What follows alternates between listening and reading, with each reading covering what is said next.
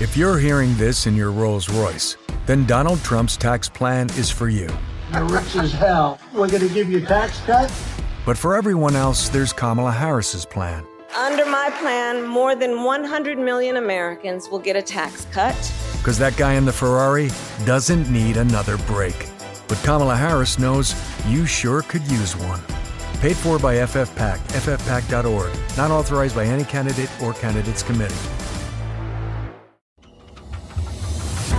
The Wandering Tavern is 15 layers of corruption, gambling, exotic restaurants, hotels, expansive workstations, and buzzing accommodations. Amongst these are 23 unique locations that range from lavish establishments down to the city's seedy underbelly. I've got detailed battle maps of the entire floating metropolis. As the sun sets, shadowy forms seep from dark corners to materialise throughout the Wandering Tavern. Luckily, I was able to collect scathing testimonies from over 30 NPC patrons and staff, and even the lingering spirits of the deceased. The Wandering Tavern, available now at hatdebuilder.com, and use promo code POD for 10% off your order.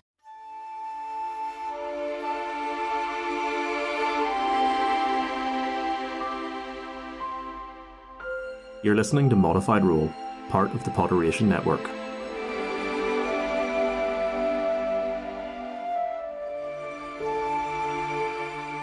They're very easily messed with, This could work in our favour.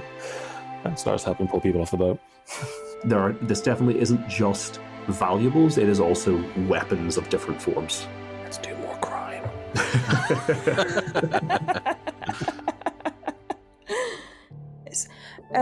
Where do we find the boss? Where is he? The Kobolds shrugs. Boss find you. Make sure he know. Start walking our way towards the sleeping quarters, I guess. I don't... Sort of as we're walking through, looking, and Rain sort of looks through to the storeroom, knowing the Kobolds are probably not listening and at best aren't even present in the moment, sort of turns to everyone as he walks and just, get me some time and I can get into those doors and then we can really start causing some trouble. I have the tools for the job. Nowhere's off limits to us. So we need to start thinking of how we're going to do this. Look at them laughing at you. They despise you. In Rain's head, again, then you'll just hear, should Tego fight? Ability to make my mage hand invisible. I'm going to summon my mage hand and looking for any decent-sized rock around, pick it up, and just throw it at the one guarding the locked door. That's a nat 20 for a 27. Oh, nice. Right. He just all of a sudden, his vision just fills, and you clock him directly between the eyes. I think during this exchange, Laura's keeping track of the human and the elf who are in the area, just to see what they're doing, if they're continuing, or if they've stopped to kind of view the spectacle. Yeah, that's good. That's a 19. Beautiful. You hear behind you the telltale... Guidance. Hold Guidance as well. That's 19. It's unlocked. Okay. Just in case. Grab hold of Sinclair and Horrocks, just a bit of their clothing, and just pull a little bit and gesture to make sure Tego's coming along too, before trying to, as stealthily as possible with a scale mail, tuck through the door. Looking back to all of them and placing a finger to his lips, just as, just sort of everyone keeps stum. He's just going to open the door a fraction and peek through just to see what he can see as he just sort of looks through ever so slightly. Cool. Unfortunately, I don't have the option of opening doors a fraction on this, so the door's just open. But you slip open the door just a crack, and you see a familiar sight. There are several pillars that run along the middle of this room, several of which have sort of chains and manacles bolted into them. And you can see, as you sort of duck your head in a little bit, sort of keeping to the corner, you see in the far end of the room, both huddled into the corner, hands clasped in manacles, are two halflings. There doesn't seem to, just listening out, there doesn't seem to be any sort of commotion of guard presence or sounds of footsteps just echoing through the halls, not even necessarily close to us, but just in general, apart from the commotion we started, we can't hear mobilization or anything. Give me a perception check. Perception. Oh, that's terrible. That's only 3. Just a 3? Yep, just a 3. I have no modifiers to that. In which case, no, you hear nothing out of the ordinary. Cool, that's all I needed. Rain's going to look behind the rest of the group and just say, 2 halflings manacled up. If I start picking locks, do you want to start looking through the door on the other side? Sounds like a plan. Okay. On 3. Break. Revolution, everyone. Rain's going to walk through the door sort of in a crouched position and just as friendly as he can appear, being a tiefling and all those kind of things, just looks at them and be like, we're here to free you. Revolution's on the horizon. Would you like to be freed? And generally offer them the option as he comes towards them with tools. The 2 sort of look up in shock when you step in. You see their hands tied up, and they sort of look at each other quickly, look to you, and you can see they are sort of ragged. They've had like whatever clothes they're wearing has been torn off. It's like all in rags. There's you'd see where they have been sort of like they're filthy. They've obviously been like run ragged and like covered in filth. They haven't been able to clean or wash in some length of time, and they just both look up and like nod their heads vigorously. Yeah, so as Rain comes forward to start trying to unlock them, seeing just how filthy and sort of disheveled they are, using prestidigitation and sort of like a gentle 6-fingered hand, he's just going to just generally sort of like cup one of their faces and just get rid of all the dirt on their face, and sort of just with a very genuine smile, like, don't worry, we are genuinely here to help you. Just give me time. So that happens. Sinclair, you've obviously stepped into the room. You can see you've moved towards a door in the farthest wall from the one you came in through. Both you and Rian can see that as you've stepped into the room, on the same wall that you came in, but further along. So essentially you would come in, turn right, move down, and to the right is another door. At the bottom you can see another door. So there are 3 doors in here, the one you've come in through, the one directly opposite, and the one further down. I say you've started to move towards that first door. Are you planning to try and like go in through there? Sinclair, he's going to have a listen first, see if he can hear anything on the other side. Okay, cool. You roll me a perception check. While these 2 things are happening, Horwick is going to come in behind Rian, see Sinclair looking at that door, and he's going to like step towards the other door. But Tego and Laura, was there anything you guys would do while these things are all happening? I think mainly just wander slowly in and survey the scene. Cool. And Laura? Yeah, I think doing the same. I think you can see that Laura is constantly fiddling with the locket around her neck, and you can see like slight like black whirls of smoke beginning to pick up around it. And I am going to cast. No, I'm going to wait. I'm going to wait. Okay. I'm preparing to cast something. Okay, I will keep in mind that you are, because you've like verbalized that like the effects of the spell, so we will keep in mind that you're beginning to cast a spell. Sinclair, when you go to check the door, do you like press your ear up against it, or do you like listen at a keyhole, or what is it you're planning to do? He's going to listen at the keyhole. Okay, cool. Give me a perception check. 15. You don't hear anything on the other side. Okay, he's going to gently turn the handle. Is it locked? Cool. So 3 things are going to happen at once here. Sinclair, I need a dexterity saving throw. I'm great at that. No. Rian, what is your armor class? God. My armor class is 16. 16, cool. So the 18 is going to hit. And then a door in the other end of the room is going to open. And then we're going to roll initiative. Can I love my spell? we will go to initiative. There is going to be a surprise round, but you get to act in the surprise. Well, it's not a surprise round anymore, but yeah, you will not have the surprise condition. So, amazing. To first of all, the 18 was going to hit, so bite. What's bite? Oh, he rolled really badly. That's One of the halflings bit you. okay. That's really bad. So. All of these actions sort of happening at once. Horwick is like stepped up beside you, and he's sort of glancing an eye over at these halflings, and then like keeping an eye on this door. And as he's doing that, and as you're like you've reached down, you've cupped this halfling's head in your hand, and you've said like, we're really here to help you. And you prestidigitate the dirt away. a glint of something wicked and a smile creeps across the halfling's face, but not one of like joy at rescue, one of devious intent. And then his jaw clamps around your fingers. You take 3 piercing damage, and I need a Constitution saving throw. Oh no. Mother. Oh, I know some halflings are going to die tonight. Did you need my dex save? We will get to that in a second. Okay. Con There's a save. lot going on in a very short amount of time. Con save is a 17. Oh, you're very lucky. You feel a burning sensation in your fingers, and almost immediately there's this like of these like red welts, like almost like red veins, like sort of expanding through your, like running down your fingers, but then just as quickly as they appear, they dissipate, and you watch with these teeth clamped around your fingers. You immediately notice that they are more needle-like than you would have expected, and even as you watch, the nose and the mouth of this halfling elongates, fur begins to sprout all along its body. You hear the cracking and tearing of bones and flesh as the 2 halflings in front of you, who were faking being manacled, slip their hands from their restraints and turn into were-rats. Oh, Lord. Sinclair says that, by the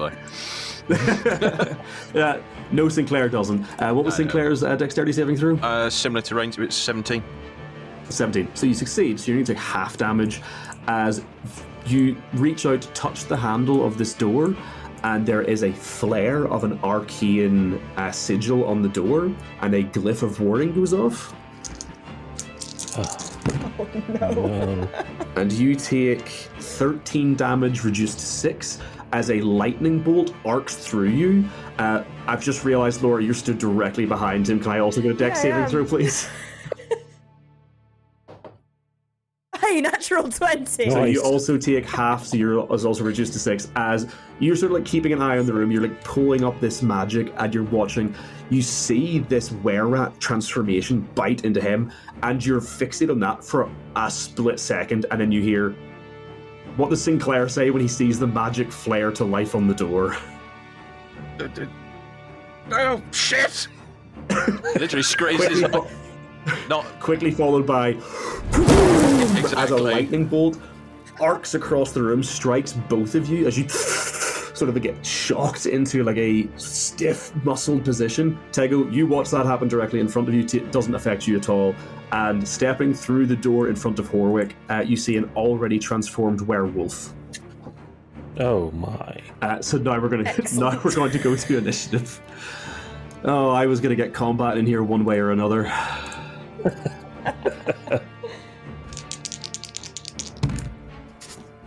Oh god, they rolled quite well.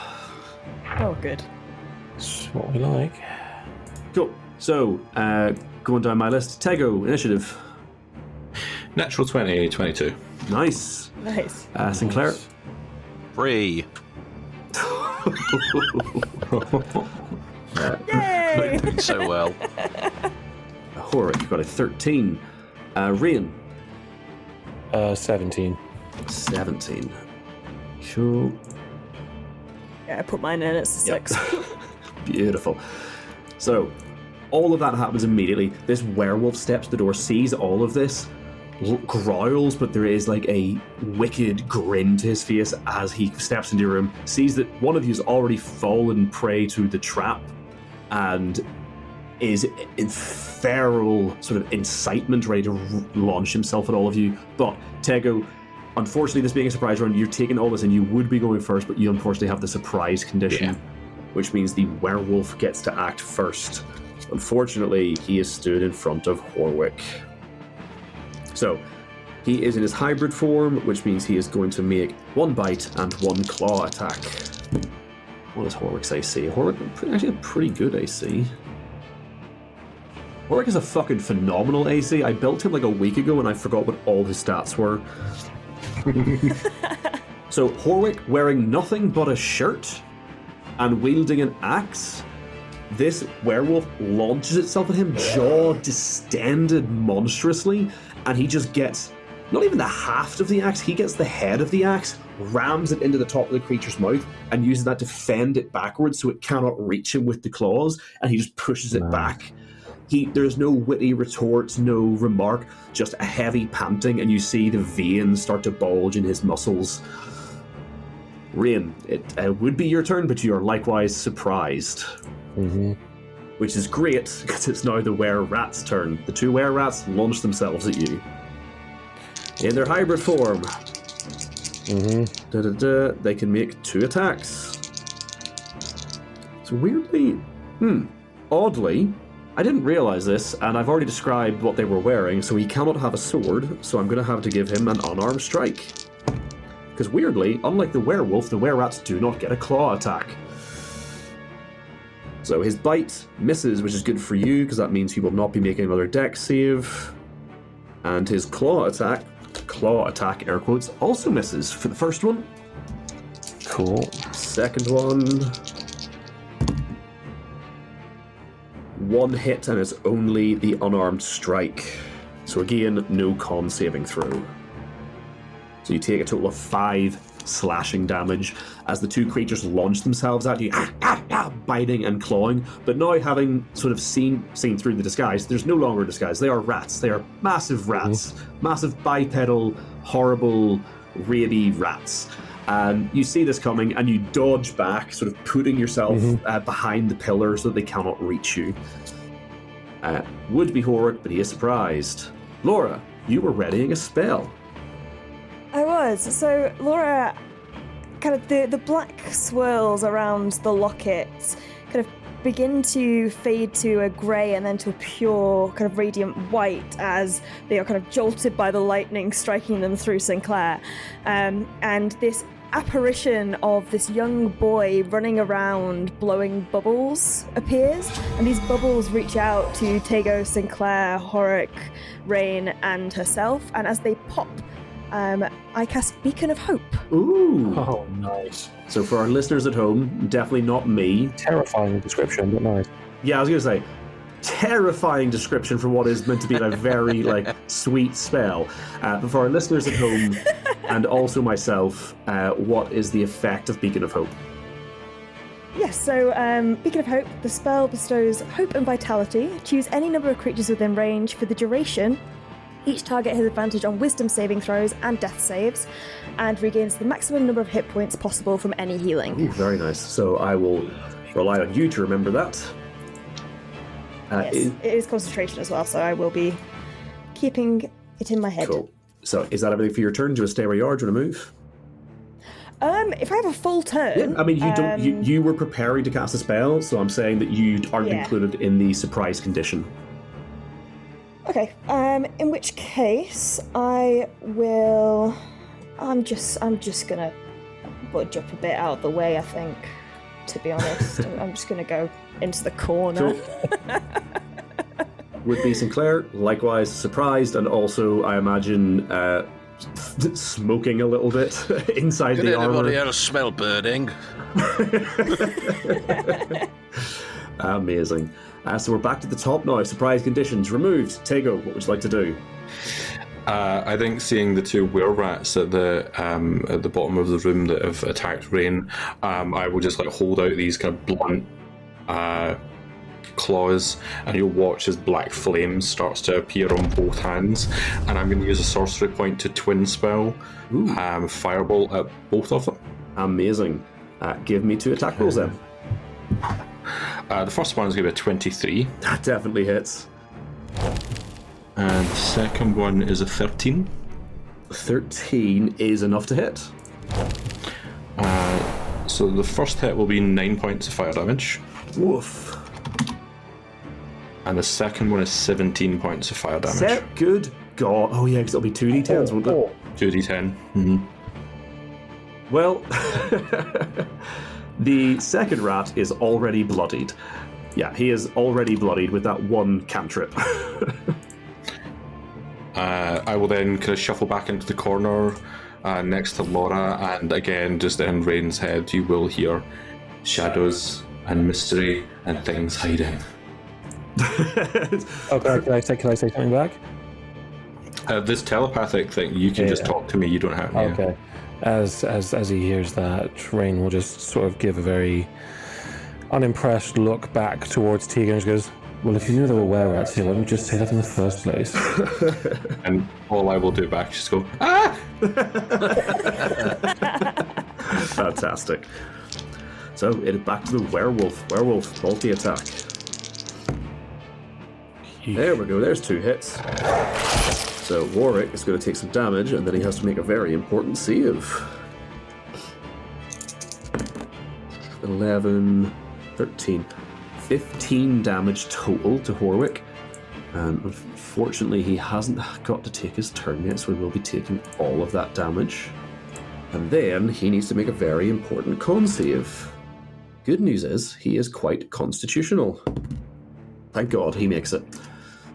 So you guys watch as Horwick, sort of keeping this werewolf from entering the rest of the room, this time is just fully overpowered by it. The werewolf reaches forward, rips this axe forward, causing Horwick to stumble into it, at which point it claws at his chest, spinning him around, and then latches its jaws around his shoulder, biting deep, and you all watch as there's that boom, as these veins immediately pulse with this red, vibrant colour running down his back, but again it just dissipates away into his skin. That is the werewolf's turn. Wayne, what would you like to do? Cool. I'm going to take great joy in saying this. Bonus action, disengage. I love being a rogue. Yes, bonus action, disengage from the were-rat in front of me. And Rain is going to make his way in front of Laura to back here. As he passes Sinclair and hears a comment about, do you smell burning? He'll just look past and goes, yes, you're very hot. Now, if you don't mind dealing with those, I'd be greatly appreciative. And as he sort of serpentines his way to the back of the room and spins around, he will pull a knife from his vest. Can I see the werewolf from where I am? If your token can see it, you can see it. Then I can see it. So I am going to... Yeah, he's going to pull out a dagger and just launch a dagger straight towards the werewolf. Cool. Give me an attack roll. Hopefully. Mess this thing up. Okay, that is... it's a 21 to hit. 21 definitely hits. Roll damage. Cool. So that is 2 plus 6, that's 8 plus 3d6 for the sneak attack. Yeah. So that is 8 plus, so that's 12, 17, and 18. 18 points of piercing damage as the dagger he tries to aim for the head but sort of gets it somewhere else. You, with that amount of damage, you fully catch the werewolf in the eye. It howls, but even as you watch, it reaches up, pulls the dagger out. There is a gaping hole where its eye was, but then, even as you watch, it reknits itself, an eye sort of just reforms, pops, pushes itself back up into the socket and reforms, and it blinks once, smiles wickedly, and growls deeply as it tosses the dagger to the floor. Watching it, having done that, he's just going to look at them and goes, well, he just grew an eye back. That's a problem. Can someone do something about that? Give me a history check. A history check. Do I know things about werewolves apart from Twilight? That's only a 12. I'm going to give it to you on a 12. This isn't about history of werewolves. You just have, as you see that, you just have like this flash, this image in your head. In the armory, most of the weapons were unbound, no scabbards, no nothing, just leaning against the walls. There was you didn't think much about it at the time, but now you realize there was 2 bundles of something wrapped in a thick, heavy cloth leaning against the wall, as if somebody maybe didn't want to touch them. Oh, yeah, of course. Yeah, looking to them and then realizing this and feeling like hindsight is 20/20, I just go, shit. And I'm going to stay where I am for the time being. Do you shout that to anyone else, or are you going to be the only one with that knowledge? Oh, do I get to? Yeah, you can speak. I didn't know. Yeah, cool.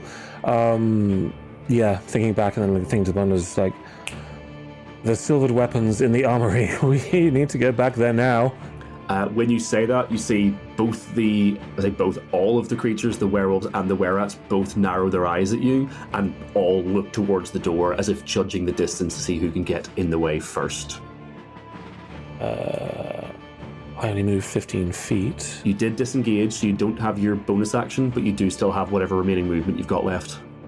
I did, so I moved 15 feet to there. I have 30 feet. Rain is going to look to Tigo, Laura, and just go, back in a moment, and move 15 feet this way. Cool. In which case, it is now the were-rat's turn. Oh, crap. The were-rats share a look. Both look to the werewolf, struggling with Horwick. But they realize, looking at Horwick's weapon, that he can't really do much against a werewolf. They're both going to chase after Rain. Yeah. Oh, that's a problem. Woof! These guys cannot roll. It might not be a problem. We might be okay. You said your AC was 16? I did indeed. Okay, so one hit. Unfortunately, this time it was the bite. Okay. So that is only, well, say only, maximum damage, 6 damage, and a con saving throw. Come on, Constitution. Let's go. Oh, beautiful. Natural 20. Oh, yeah, you're fine. Nice. So yeah, these creatures have like chased after you. You guys watch as they like gallop on all fours, which is just the most disturbing things. Once they have like transformed, they're still bipedal, like they still look like they should stand upright, but they drop down. Their limbs almost seem to twist and distort to allow them to move in this unnatural gait as they launch themselves across the room, scrambling around the corner of this door to try and catch up to Rain, but they can't quite get the bites in. Back to Horwick. You guys all watch as Horwick, sort of all the veins popping up, he swings the axe back to try and like push the werewolf away, roars, screaming at the top of his lungs, and as he does, you can see these almost spectral images of other halflings erupt from his body. Horwick is an Ancestral Guardians barbarian. So he has now raged. I'm going to mark that off. And when he rages, he can target a creature, werewolf, and it becomes the target of these spectral warriors that he summons, which are these other halflings all bearing clubs and axes and the like. Until the start of his next turn, the target has disadvantage on any attack roll that isn't against him. Not super helpful. And when it targets any other creature with attack, the creature has resistance. The effect on target ends if your rage ends. So not super helpful, but he is now raging, so he only take half damage. And he does get extra attack, which is not also super helpful since he can't deal any damage currently. But he's going to roll. So when he can't actually hurt the creature, he rolled a 19 and a 20. So I'm not going to bother rolling damage because you know guys know what's going to happen. But you guys, Sinclair, you watch in shock as Horwick roars, these spectral halflings erupting out of him, swirling around this werewolf as it reaches up and it tries to bat them out of the air. And he just levels this axe, swings upwards at an angle, and catches this thing in the neck, almost completely beheading it. Like it is like fallen over to the side, attached by just tendon and skin. But even as he rips the axe away, the werewolf just reaches up with its other hand, grabs the fur on the top of its head, pulls it back into position, and even as it does, you watch all of his flesh and muscle begin to knit itself together, and the blood immediately stops flowing. Nice. Horwick, huffing, panting, muscles going, veins bulging, sort of looks over his shoulder, and just a look of panic. You were going to say something, Pete? Yeah, it's just Sinclair's just in his mind. He's thinking, "I knew that axe suited him." Unfortunately, it doesn't much suit the werewolf. Laura. Okay, so for my bonus action, I am going to Healing Word Horik. So because of Beacon of Hope, it is full 8 points of healing back. Perfect. It's a good chunk. And then, because I forgot to actually say what I'm playing, I'm a variant human grave cleric. For my feat, I am Metamagic Adept, so I am going to twin spell Toll the Dead at the 2 were-rats in front, who I believe have taken damage. Yeah. Cool. Wisdom saves, they don't have anything. Oh my god. They both fail. Spectacularly. Okay, excellent. Have they both been damaged? Has one been damaged? Have none of them been damaged? Yeah, they've actually both been hit by firebolt, so one of them is like fully bloodied at this point. Okay, so in which case, so the one that is kind of closest to Tego, I'll do that damage first, so it's 2d12. Cool. That was cocked. That is 18 points of necrotic damage. Okay, let's roll the next one's damage before we get on to describe what just happened. Oh my god, this dice tray. Only 5 points on the other one. Cool. What does your Toll the Dead look like? So, I'm imagining this big saucepan apparates, and this wooden spoon just clangs on it. Nice. It's like summoning for dinner. It just like reverberates right by their ear. So that happens. Yes. One of them sort of like cars, throws its hand up over its head, but it cannot block out this necrotic magic flowing through it.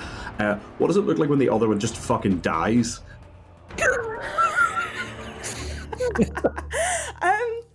I think... Oh, I'm going to be morbid. Okay, it's happening. I literally just described a werewolf putting its head back on. I think we're allowed. Yeah. So you see the were-rat as it hears this resonant thunk and is kind of trying to shield its ears from it. You see its head, without any external force, just cave in. Oh, nice. There's a sickening crunch as the skull is cracked and crushed, and a spurt of blood. And then the were-rat nearest Tego just collapses to the ground, dead. You have taken out the first one. By 2 fucking cantrips, should I add? Hell yeah. Level 5, baby. Level 5. But I think that's my turn. I don't think I'm gonna... maybe I should move and help. Yeah, go on then. 5... 10. Can I kind of like stand over this one's body and try and intercept the doorway? Yeah, absolutely. Let me move the token out of the way. Yeah. So you stand over where the previous were-rat has fallen and sort of try and block the other one from following after Rain. Yeah. Just trying to buy Rain more time. Cool. That everything for your turn? Yes, cool. that's me. Just for the record, I was a bit worried about setting this trap and having like the silver weapons being extorted a room away, thinking, oh, this might be overly... No, you guys are fucking wrecking these guys. Cool. Sinclair. Right. Sinclair goes... There's a sort of a range of emotions. First of all, he's just been electrocuted. Rain's run past saying, yeah, you're hot. He blushes. Turns around. Horwick's being badass. Then he looks at Laura. Laura disintegrates this were-rat, and he's like, these guys are pretty fucking cool. And then he suddenly comes to his senses, and he's like, wait a minute, I'm pretty cool as well. Draws his greatsword and runs at the werewolf and takes a mighty swing. Perfect. I'm going to assume there's a smite involved here, so let's get the attack roll first. Yeah, and that's a nat 20, by the way. Fucking hell. Alright, let's go. So, bearing in mind, this is still a regular greatsword, so the only damage it's going to take is from whatever smite you're using, so just roll that damage. Right, okay. 1 second. What is it? Let's do a level 2 spell slot. So that's 3d8. That is 13 points of radiant damage. Bloody hell, just from the smite? Just from the smite. Good God. Yeah. So this werewolf that has been... You get the impression that it was very much toying with Horwick, knowing that it cannot be injured by him in his current state. as far as it's concerned, the were-rats are going to take care of Rain, preventing them to get to the silvered weapons. So you get the impression this one was enjoying this. This was torment more than anything else. But then as you come forward, what smite did you use? Level. Level No. What smite was it? What type? Divine. Divine. As you step forward, your sword exploding into brilliant golden sunlight. There is that split second as the werewolf just, oh no! And you slam down, catching it square in the shoulder, cutting deep. Again, the blade itself of the sword cuts into it, but even as you pull it away, it begins to knit itself together. But that radiant fire licks and jumps and dances its way along the wound. So you see, even as it knits together, it doesn't knit quite as nicely as the previous wounds did. This isn't a perfect heal. You can see scar tissue has formed. The fur doesn't grow back in this area. It is a burn that has been left on its flesh, and it is the first injury you have seen it actually be dealt. And it looks down. Looks down at you. Looks up at you. So fucking weird describing you compared to Horror. Horror is literally coming up to like your thigh. As this creature looks up at you, brandishing the fire just now starting to dim along the edges of the sword, and it growls in anger. You'll not be leaving here alive. Now, remind me, can I use a bonus action before I use my second attack? Depends what it is, because does casting a smite count as casting a spell? No, it just uses a spell slot. Just use a spell slot. Yeah. Well, I think yes, most of them. I think there's one that is like some of them are spells, but I think Divine Smite isn't. So they're like Branding Smite and that. They're like their spells. Yeah. Yeah. Cool. So you can absolutely break it up. You can use a bonus action before you use your second. Sinclair attack. looks at how his sword didn't do much deal, but the radiant damage from the smite did. He looks at it and he goes, I wonder. He touches his blade, casts magic weapon, and then draws the sword back for a second blow. Motherfucker! Also, Sinclair out here touching his blade, hey? Touching his blade in public, I know. Second attack is 21 to hit. Yeah. Now, I imagine you'd done this before the first attack. Yeah, I know. I didn't think of that. I know. It's because it was the heat of the moment. That is 15 slashing damage. Plus, is there a bonus from magic weapon? No, it just transforms it into a +1, doesn't it? Mm-hmm. Yes, it essentially becomes a magical blade, becomes a +1 weapon. We haven't seen. I don't believe we've actually seen Sinclair cast magic weapon before, have we? No, because he's only recently learnt it. So what does it look like? So he puts his hand in front of his eyes, closes his hand into a fist, touches the blade, and then the blade is then covered with runes of the sun and wheat and the harvest, all the tenets of Paylor, and then with that, and then they glow, not as bright as his smite, but it's almost like his sword is sort of tattooed gold. Mm-hmm. So you touch the end of the blade, or the blade at the hilt where it joins the hilt, and these runes appear all along its length. Like you say, the sun, the wheat, the growth, the summer. To those who can, you tell me, what language would these runes be in? Oh, good question. I mean, I would say I don't think you speak Celestial, but Yes, if you wanted, I do speak Celestial. Yeah, Celestial. It could be Celestial then? Yeah. Yeah, so I shouldn't make assumptions, but I'm guessing most other people in this room can't read Celestial. I've got an idea for what it says. It's a bit like Aslan's sword, but it says, with Paylor's might, I brandish the light, and with it I smite. And then he smites. In this case he doesn't smite, he's already smote. In this case he hits. But yeah. His sword. So these celestial runes appear up the blade, and like you say, it's not this brilliant shining light like the radiance of the smite was, but it is this iridescent gleam all along the blade, almost like you say, these tattoos appear along the steel, almost like they glow with their own internal heat. And again, the werewolf saw the divine smite and was like, oh, that hurt, but now this appears, and it's like, well, I don't get what the ow! As you just fucking slash at it. The blade cutting across its chest, and again, this now magical weapon cuts easily through the musculature, the tendons along the chest, and again, there is that moment where they begin to pull themselves together to knit and heal, but it is a slower process. It is not clean. It is raw and ragged, and there is still blood seeping through in places. It is beginning to look worried. And it is, I'll just tell you, it is just shy of being bloodied. Excellent. Tego, what would you like to do? Tego will look towards the were-rat that is heading towards the door after Rain and say it in Rain's head.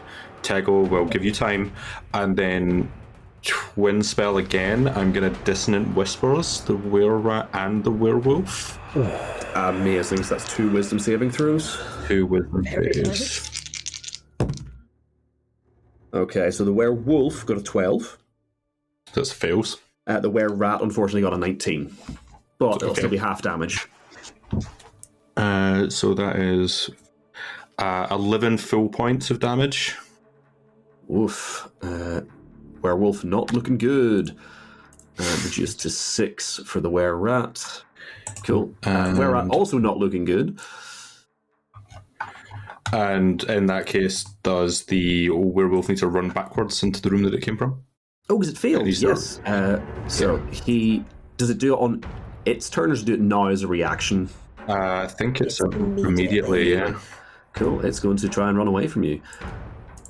So, unfortunately, because it is forced movement, I believe no opportunity attack? This was a whole debate because Kyria uses Dissonant Whispers, and I don't know the full answer.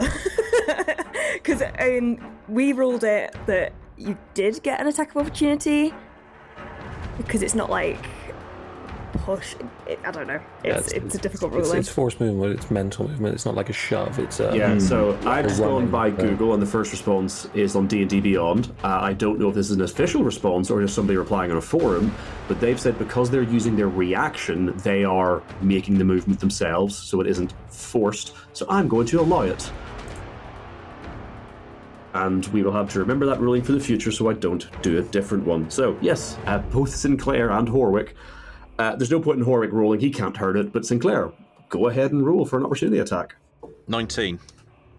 Kill it. 19 hits. Nice. For 14 points of slashing damage.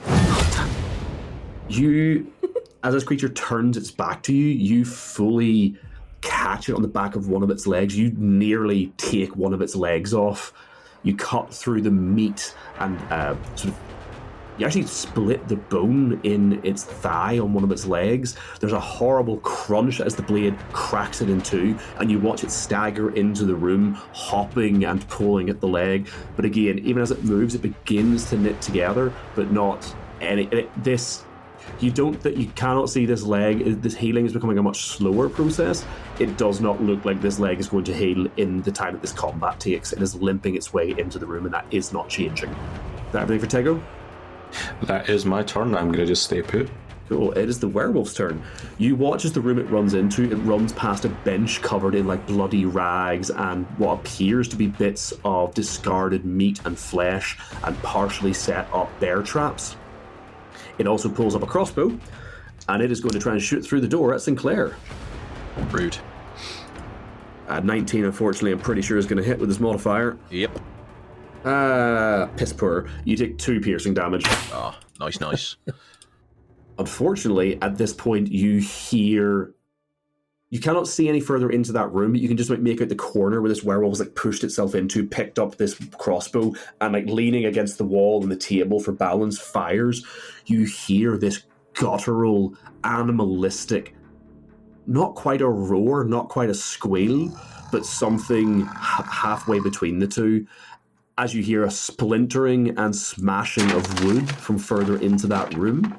And you watch as something comes barreling through it towards you, squealing and roaring and rushing, as you see it charge directly into Horwick. You see a half-man, half-boar as a wereboar comes barreling into the room. Well, that's it for this episode. Thanks very much for sticking with us. As always, thank you to Lixie B for our wonderful logo, Jeff for all the amazing artwork he creates that you can find on our online store, wonderful sponsors DN Dice and Arcanist Rum, links for both can be found in the description, Michael Gelfie and Monument Studios for allowing us to use their tracks in our scoring, and of course all of our wonderful Patreon supporters who have allowed us to continue creating additional content for the podcast. Your support means the world to us, and we can only hope that with your help we'll continue to make great content. Only one piece of additional news for this episode. We just found out this week that ModifedRoll has been greenlit to run for the third year in a row D&D the Panto, or as we're calling it this year, Dungeons & Dragons the Panto 3. He's behind you! So, if you're attending Dragonmeet this year, be sure to check us out. I believe we're on at, I think it's 2 or half 2, I think, in one of the live play rooms as part of the podcast zone. Also, I say ModifedRoll, it is just myself attending this year, but we do have a phenomenal lineup of guests. 1 or 2 of these may change, just depending on how the schedule for the day shakes out, but currently the cast for that show is going to be Jason Statham, as portrayed by Richard of the D20 Future Show. If you've seen any of his Jason Statham Big Vacation Let's Plays and live show events, you'll understand that reference a little bit more, but needless to say, that's going to be very fun in the Panto. We have Chloe of the Deck of Many Aces, we have Dan of Tales on Tap, we have Shamini of RP Geeks and all of the other fantastic stuff that she does, and currently we have Jess, the producer for the Three Black Halflings podcast, joining us. So if the last 2 years are anything to go by, this is going to be just another hour and a half of absolute nonsense, and it's always such a good time and so funny. If you haven't checked out any of the last 2, you can find the recordings in our feed here, or you can catch them on our YouTube channel. So if you're heading to Dragonmeet, check us out as part of the podcast, so that'll be D&D the Panto. But that's it for this week. Thanks very much for sticking with us, and we'll see you soon. You've been listening to ModifedRoll, part of the Podderation Network.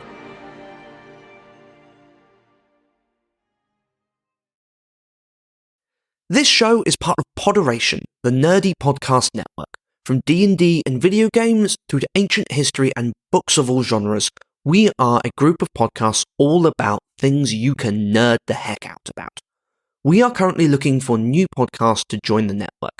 So if you know someone who wants to take their nerdy podcast to the next level, send them to podderation.com to get in touch.